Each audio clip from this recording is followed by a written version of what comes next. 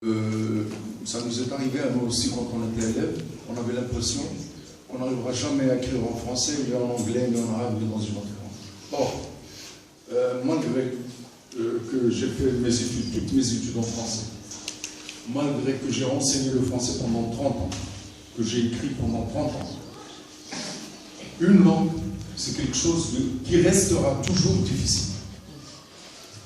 Une langue, quelle que soit la langue, elle restera toujours difficile. Une langue, comme disait quelqu'un, je ne sais pas si c'est à propos de langue, une langue c'est comme une bicyclette. Si tu ne pédales pas, tu n'avances pas. Qu'est-ce que ça veut dire pédaler? Quand j'étais professeur, j'arrivais, enfin je ne pouvais pas tout avoir dans la tête, donc je profitais de mes vacances pour faire toute une révision de la grammaire et de la conjugaison française. Parce que quand je vais en classe, je ne veux pas me retrouver en train de regarder mes élèves s'ils me posent une question. Donc pour moi-même, je faisais chaque fois une révision.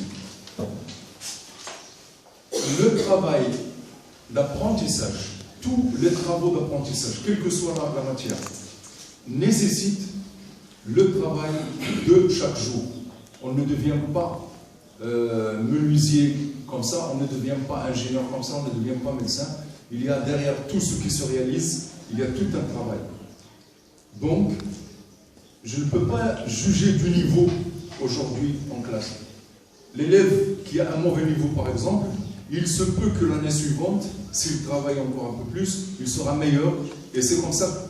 C'est comme le savoir, c'est un peu comme si vous construisez une maison. Une maison, on n'arrive pas comme ça. Il faudrait commencer par comment on appelle ça, les fondations, la première pierre, la deuxième pierre, la troisième, la quatrième, et ainsi de suite. Donc, enfin, je pense que ce n'est pas une question, ce n'est pas une question pour moi. Merci. On varie un petit peu.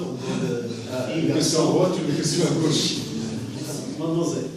Monsieur Mourassour, vous avez écrit plusieurs romans, et d'autres recueils, et d'autres poèmes et de nouvelles, avec la langue française. Pouvez-vous nous parler de votre parcours? En général. En général. Parcours d'écrivain. Oui. Quand j'étais, j'ai d'abord publié, quand j'étais au lycée, je crois à Potrage, j'ai déjà publié dans la revue du lycée. Ensuite, quand je suis venu à Rabat pour mes études de droit, j'ai déjà commencé à participer, à collaborer avec une revue très célèbre qui s'appelle